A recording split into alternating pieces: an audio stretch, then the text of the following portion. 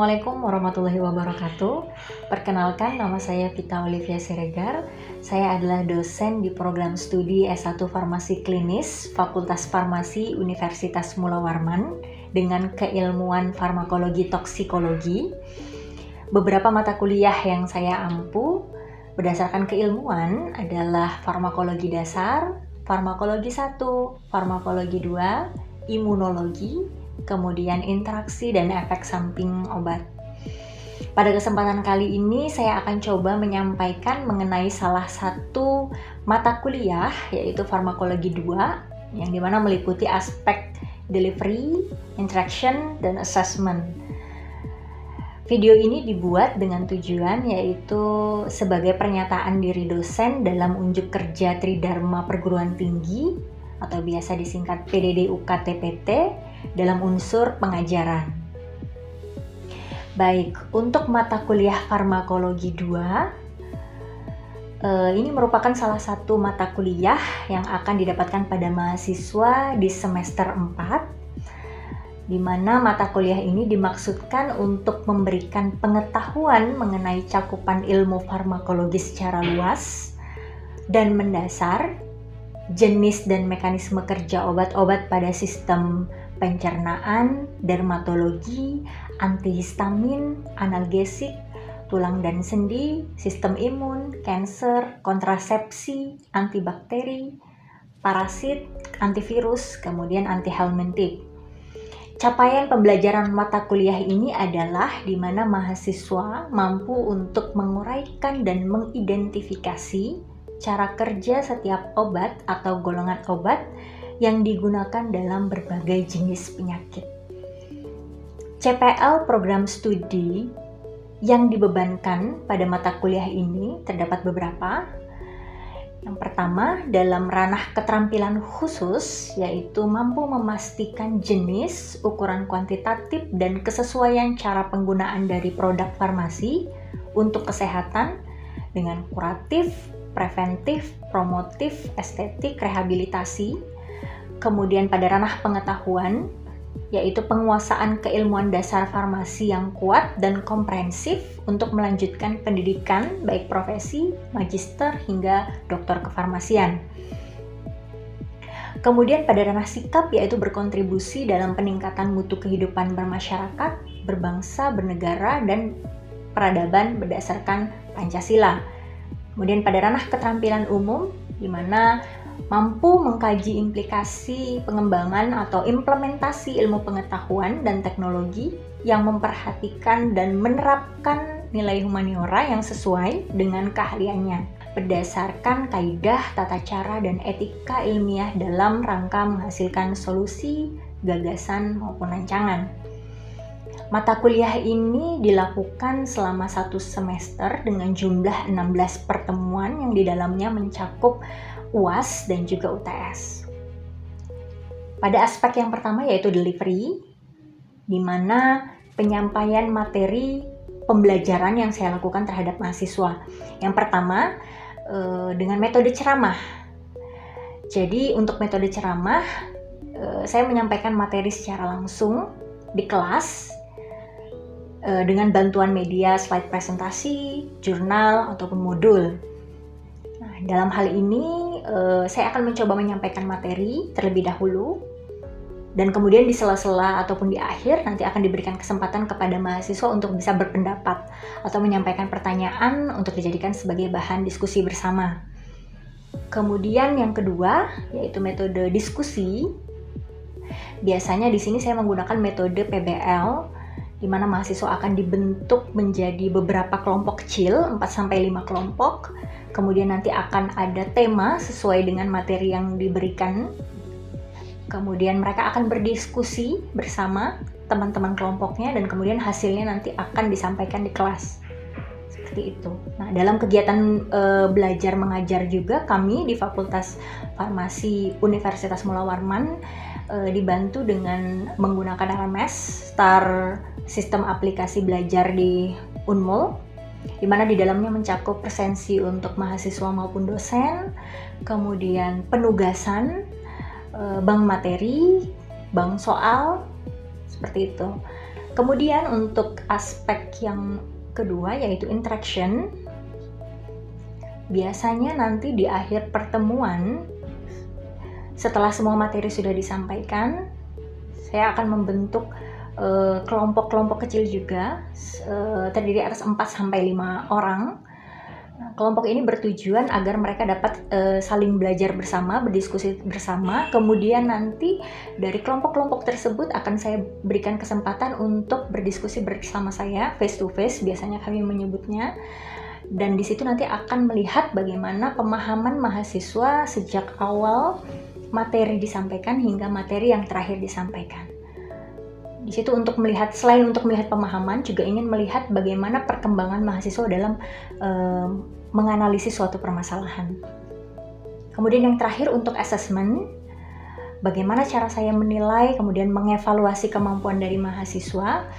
Tentu di awal pertemuan, di awal setiap pertemuan pada saat penyampaian kontrak perkuliahan sudah kita setujui bersama untuk bobot penilaian, persentase penilaian apa saja yang akan masuk, yaitu untuk tugas 20%, afektif 10%, UTS-nya 30%, kemudian UAS 40%. Nah, demikian yang bisa saya sampaikan berkaitan dengan mata kuliah Farmakologi 2. Terima kasih. Berikut adalah cuplikan dari micro teaching salah satu pertemuan di Farmakologi 2.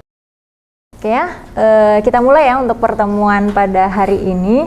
Saya buka. Assalamualaikum warahmatullahi wabarakatuh. Waalaikumsalam warahmatullahi wabarakatuh. Ya, selamat siang.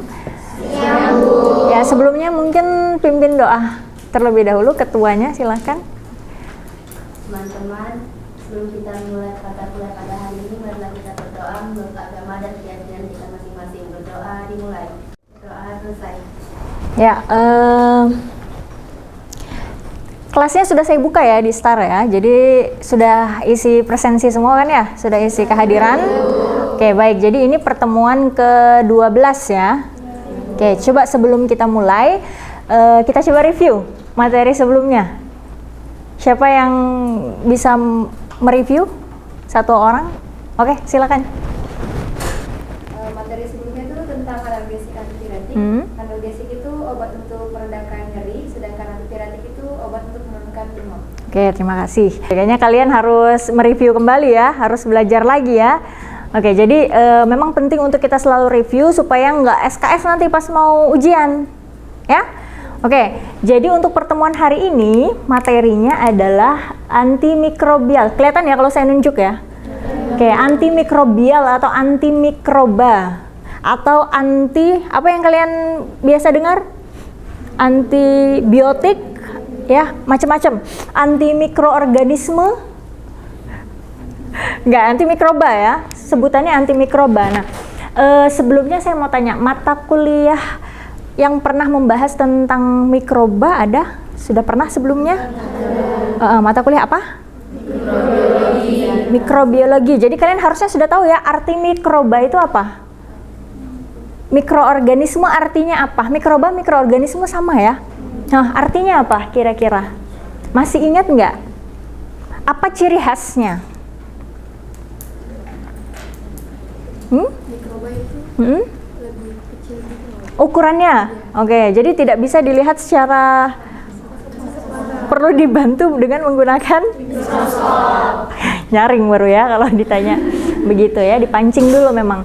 Nah, berarti kalau antimikroba, dari namanya aja kan kemarin antipiretik udah belajar. Antipiretik berarti menurunkan antinya gitu ya. Nah, ini antimikroba berarti obat yang bisa, bukan menurunkan mikroba ya, beda ya sama yang bisa menghambat pertumbuhan atau membunuh pertumbuhan dari mikroba, anti ya. Oke, nah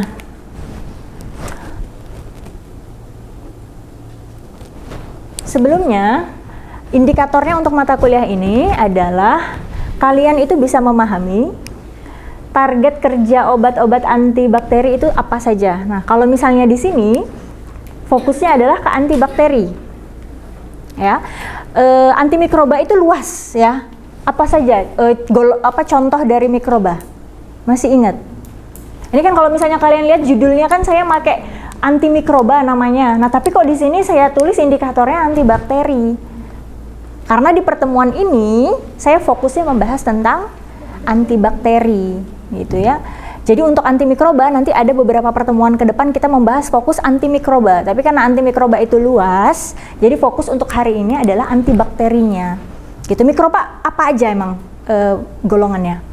Contoh-contohnya apa aja yang termasuk dalam mikroorganisme? Bakteri, ini satu. Jamur, terus virus, kapang yang biasanya ada di roti itu ya, masih ingat, oke. Nah kemudian itu nanti jadi tujuannya adalah dari pertemuan hari ini indikatornya kalian tahu target kerjanya di mana, obat-obatan itu, obat-obatan antibakteri itu di mana, kemudian nama-nama obatnya apa, ya, kemudian nanti ada beberapa poin yang ini untuk tambahannya, ya. Oke, next. Nah ini sebelumnya, kalau misalnya kalian lihat ini hanya pendahuluan aja ya. Kalau misalnya kalian lihat di sini pembagian klasifikasi untuk bakteri, karena kita fokus tadi di bakteri ya, ingat ya hari ini ya. Nah, bakteri itu ada yang gram positif, ada yang gram negatif. Nah, itu penting untuk kita tahu gram positif sama gram negatif. Sudah tahu bedanya nggak? Atau hanya tahu bedanya gram positif sama gram negatif aja? Apa bedanya? Nah, kalau misalnya kita lihat di sini, ini adalah dinding selnya ya. Jadi ini adalah bagian dinding selnya. Ya, ini dinding sel gram positif. Yang ini yang negatif, ya. Kalau misalnya kita lihat sini kan gram positif, gram negatif. Nah, di sini gram negatif, di sini gram positif. Bedanya apa? Di sini membran selnya pertama. Ya, ini yang merah kecil nih kelihatan ya. Ini kayaknya nih agak-agak saya mesti ke belakang nih kayaknya nih, enggak ya? Supaya dia agak-agak.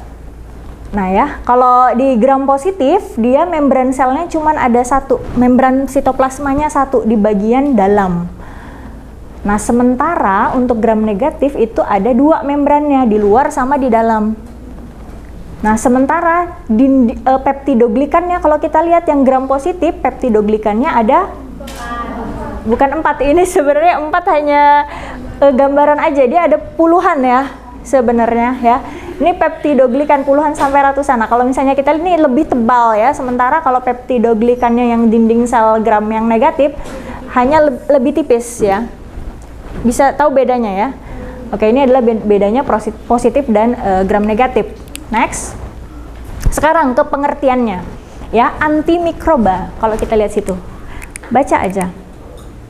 Senyawa bahan alam atau senyawa sintetik yang dapat menekan pertumbuhan, menghancurkan mikroorganisme, ya, termasuk di dalamnya apa saja? Bakteri, fungi, helminths, protozoa, virus. Protozoa ini contohnya Plasmodium itu loh, yang penyebab malaria, gitu ya. Nah, jadi dia termasuk dalam antimikroba juga. Ya, kemudian kalau antibiotik di sini, jadi ada istilah antimikroba, ada istilah antibiotik, kan kalian sering dengar. Mungkin kalau kalian ke apotek atau ke sarana kesehatan seringnya disebut antibiotik ya, sering nyebutnya antibiotik. Berasal dari bahasa Yunani yaitu anti, melawan kehidupan, artinya melawan bakteri yang hidup dalam tubuh manusia atau hewan. Kurang lebih aja kan sebenarnya, ya kurang lebih aja kan ya, artinya antimikroba sama antibiotik kurang lebih kan ya. Cuman bedanya di mana kira-kira? Beda penyebutan aja. Kenapa tapi bisa berbeda penyebutannya? Ada yang bilang antimikroba, antibiotik. Itu kadang kalau misalnya sidang mahasiswa di tugas akhir misalnya ya, itu nanti biasanya saya kadang iseng tuh. Kalau misalnya dia ada berkaitan dengan penelitiannya ada berkaitan dengan obat-obatan antibiotik, itu nanti iseng akan saya tanya, emang apa bedanya antimikroba, antimikroorganisme, antibiotik gitu. Kadang jawabannya sama, ya memang sama aja, tapi kalau misalnya kita melihat dari sejarahnya, yang ini ya, sejarahnya itu ada perbedaannya. Oke ya? Nah, sampai di sini ada yang mau ditanyakan terlebih dahulu sebelum saya menjelaskan tentang sejarah, bisa dipahami ya? Cukup atau lanjut? Lanjut. Kalau bilang cukup kita selesai ini. Oke ya, lanjut ya. Nah, Yang pertama, dari awal. Jadi kalau misalnya di rumah, kan anak kos nih kebanyakan, ya, sering beli roti tawar gitu, atau roti-roti apapun yang 2000-an. Ya, punya kulkas nggak? Kebanyakan nggak punya kulkas gitu ya. Jadi rotinya disimpan di atas lemari atau di atas meja, terus nggak kalian makan-makan. Lama-kelamaan kalian lihat ada tumbuh warnanya apa tuh bentuknya? Biru kehijauan gitu ya warnanya ya. Kayak yang pertama ini ya. Ini warnanya cantik sih sebenarnya. Ya, warnanya seperti ini. Nah, biasanya apa yang kalian lakukan? Buang aja langsung. Kalau misal masih sedikit, tetap dibuang. Oke. Daripada beresiko ya. Kadang kan kalau sayang kan ya dicomot dikit yang ada jamurnya terus dimakan ya. Enggak ya? Itu ya. Jadi kalau misalnya kita seperti itu, kita buang ya. Menganggapnya bahwa ini berbahaya ya. Ada tumbuh jamur berbahaya, maka yang bisa kita lakukan adalah buang gitu. Kalau kita makan kita beresiko, berpikirnya seperti itu. Nah, tapi berbedanya adalah pada saat tahun 1800-an ya, peradaban kuno ya, Mesir, Yunani, Cina. Nah, di sini justru mereka menggunakan kapang yang ada di roti itu untuk menyembuhkan luka. Gitu. Ini peradaban kuno nih yang menggunakan ya. Nah, ternyata pada tahun 1908 ya, Paul Ehrlich ini adalah seorang peneliti, seorang ilmuwan ya. Dia mencoba nih seperti yang di praktikum kalian mikrobiologi, kalian sudah pernah praktikum ya. Di dalamnya memasukkan apa ini? Medium PDA ya. Di dalamnya juga ada bakterinya sudah ya sama. Nah, bedanya di sini Paul Ehrlich ternyata memberikan pewarna ke dalam medianya gitu. Ternyata dilihat ditunggu beberapa lama bakteri-bakterinya itu menyerap warnanya. Nah, berarti si Paul Ehrlich ini akhirnya berpikir, berarti bisa dong ya kalau misalnya dia menciptakan suatu senyawa yang ketika bisa masuk ke dalam tubuh bakterinya mati gitu. Berarti anti bakteri kan? Ya, berarti bakterinya bisa menyerap zat tersebut dan ketika diserap bakterinya mati gitu. Mikirnya gitu awal mulanya ya, kan antibakteri nih kita mikirnya ya. Nah, kemudian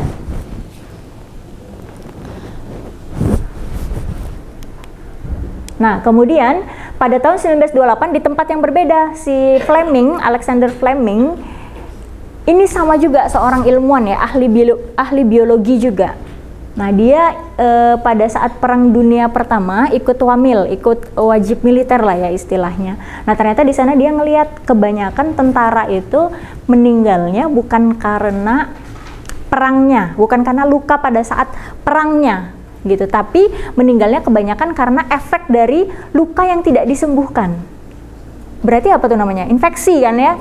Jadi meninggalnya itu beberapa waktu kemudian setelah luka itu dapat gitu ya, luka itu terjadi gitu. Jadi bukan karena lukanya, tapi bukan karena pada saat perangnya, tapi karena infeksi sebab dari luka tersebut.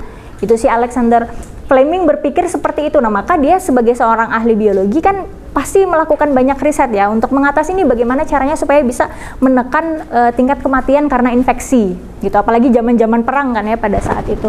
Nah, jadi ceritanya si Alexander Fleming sama lagi. Dia melakukan cawan petri lagi-lagi ya, ditumbuhkan media di dalamnya gitu. Cuman secara tidak sengaja di situ ada roti. Jadi ditinggal gitu aja, ada percikan roti di dalam mediumnya. Medium yang sudah ada bakterinya. Gitu.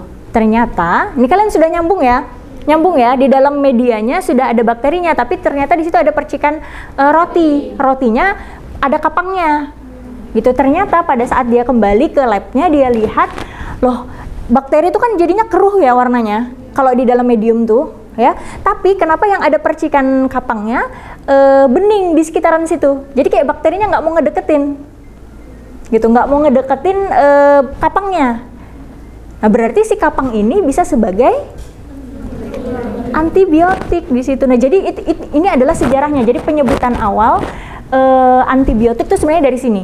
Jadi dari mikroorganisme juga yang bisa membunuh bakteri gitu ya. Jadi kan kalau kapang kan sama-sama mikroorganisme juga ya. Nah, kemudian bisa membunuh bakteri gitu. Itu adalah sebutan antibiotik sampai akhirnya di sini ternyata pas dilihat jenis kapangnya adalah Penicillium notatum. Penicillium notatum spesies kapang yang ada di rotinya tadi. Nyambung sampai sini ya. Ada antibiotik yang namanya penicillin. Jadi itu adalah antibiotik pertama yang diproduksi. Gitu ya. Dari sini nah sehingga terus dikembangkan sampai akhirnya si penicillin ini diproduksi dan bisa membantu dalam kondisi Perang Dunia yang kedua. Gitu ya. Jadi digunakan untuk bisa mengatasi infeksi di Perang Dunia yang kedua. Sampai di sini bisa dipahami?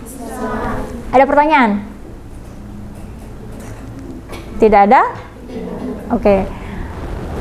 Nah, sekarang kita masuk. Ada beberapa klasifikasi untuk antibakteri. Ya, jadi ada berbagai macam. Yang pertama, bakteriostatik dan bakterisidal. Bakteriostatik artinya menghambat. Bakterisidal artinya membunuh. Jadi ada antibakteri yang dia bisa menghambat pertumbuhan bakteri, ada antibakteri yang dia bisa langsung membunuh bakteri. Namanya bakterisidal tadi ya, yang bisa membunuh. Menurut kalian, bakteriostatik sama bakterisidal lebih efektif yang mana? Bakterisidal. Kira-kira kenapa? Karena dia langsung membunuh. Bakteriostatik ada nggak? Sama, bakterisidal juga berpikirnya. Mungkin dari segi kekuatannya mungkin memang bisa dikatakan bakterisidal ya, karena kan langsung membunuh. Ya, sementara kalau bakteriostatik menghambat. Cuman begini, kalau misalnya menghambat pertumbuhan, kalau bakteri itu kan dia mau berkembang biak caranya dengan terus membelah diri gitu ya, dengan terus memperbanyak. Kalau misalnya dia dihambat, dia nggak bisa kan? Dia nggak bisa memperbanyak diri gitu. Lama-kelamaan ya udah gitu.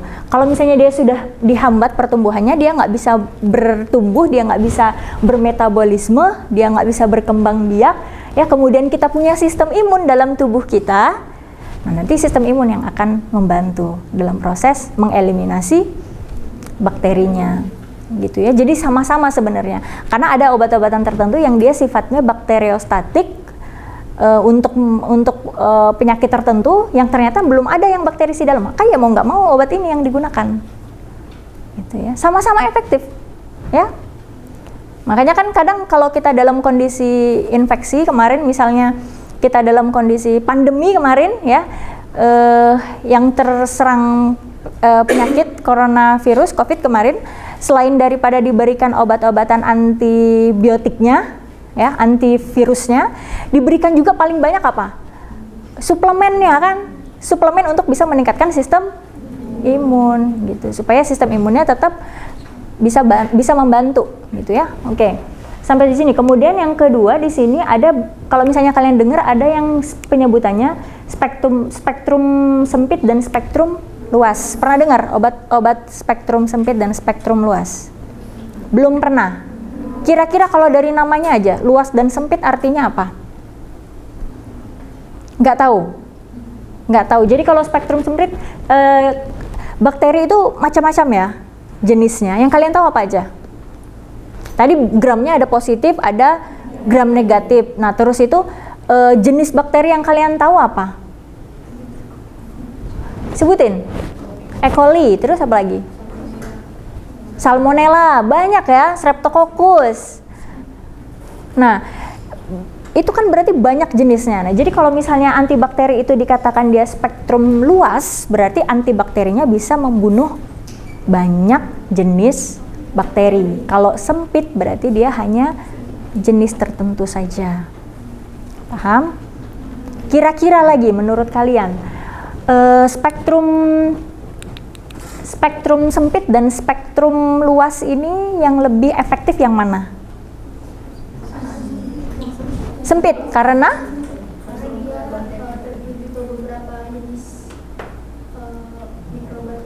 spesifik gitu ya, jadi kerjanya, jadi fokus. Oke, terus ada lagi yang bilang spektrum luas nggak? Kita coba adu argumen, nggak ada. Sama, sempit juga. Ada yang mau menambahkan alasannya? Sama alasannya? Sama. Ya, jadi gini, sebenarnya mau spektrum sempit atau spektrum luas ini tergantung peruntukannya. tergantung penggunaannya ya. Kalau misalnya spektrum sempit tadi benar. Jadi kalau misalnya memang diagnosisnya sudah diketahui ya, penyebab bakterinya ini apa yang menginfeksi, jenis bakterinya sudah tahu ya, maka memang bagusnya yang spesifik, yang spektrumnya sempit. Tapi kalau misalnya dalam kondisi infeksi yang kita masih belum tahu ya jenis bakteri penginfeksinya apa, maka spektrum luas adalah pilihan utama. Dalam kondisi kegawat daruratan kita nggak mungkin tahu spesifik, oh sepertinya bakteri ini, enggak kan, jadi kita butuh yang spektrumnya lebih luas. Paham ya? Oke, nah kemudian berdasarkan mekanisme kerja dan berdasarkan struktur kimia. Nah, oke, ini kalau misalnya kita lihat, ini adalah bentuk bakteri. Bedakan sama kemarin analgesik, antipiretik. Kalau misalnya kalian lihat dari mekanisme kerjanya kan dia menghambat pembentukan, contoh obatnya misalnya NSAID, menghambat pembentukan apa? Prostaglandin ya.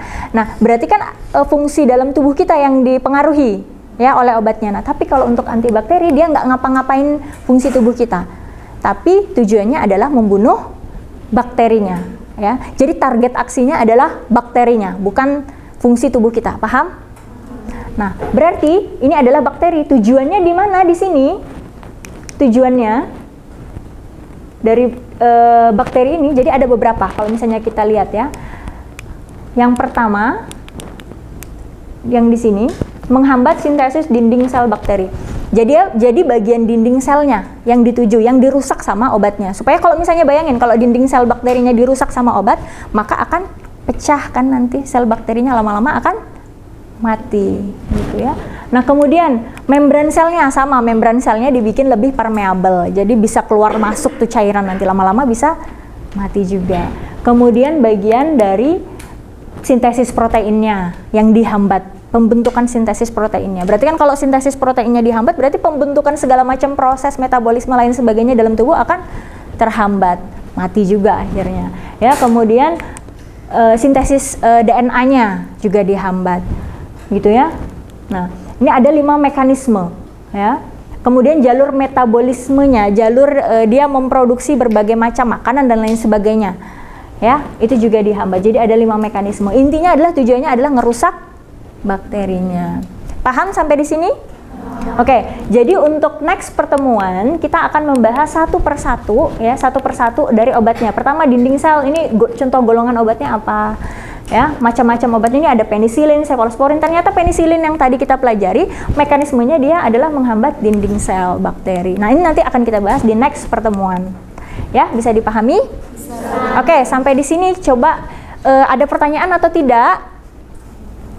Bisa dipahami ya? Semoga nggak ngantuk ya. Karena ini siang-siang, terus lapar. Tadi udah ada yang habis makan, saya lihat.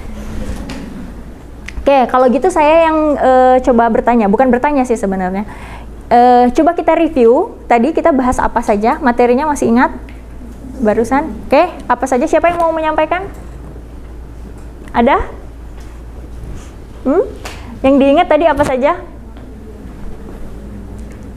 Tentang? Yang pertama tentang? Antimikroba, artinya, definisinya. Oke, terus?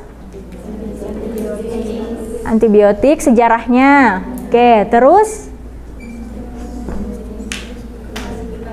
klasifikasinya. Klasifikasinya ada apa aja?